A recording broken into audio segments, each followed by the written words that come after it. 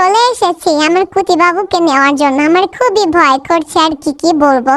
এই যে চলে এসেছি হসপিটালে, এখন টুকটুক করে ঢুকে গেলাম। তো রিসেপশনে কথাবার্তা চলছে আর কি। তো কথাবার্তা শেষে এখন লিফটে উঠে গেলাম।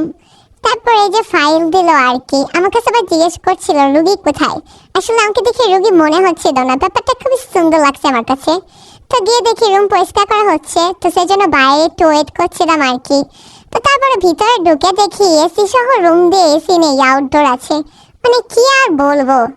তো তারপরে একটু বেলকুনিতে গেলাম, গিয়ে দেখলাম আউটডোর আছে কিন্তু এসি নেই। তারপরে একটু ভিউটা দেখছিলাম, খুবই সুন্দর ছিল, চারপাশে অনেক গাছপালা ছিল।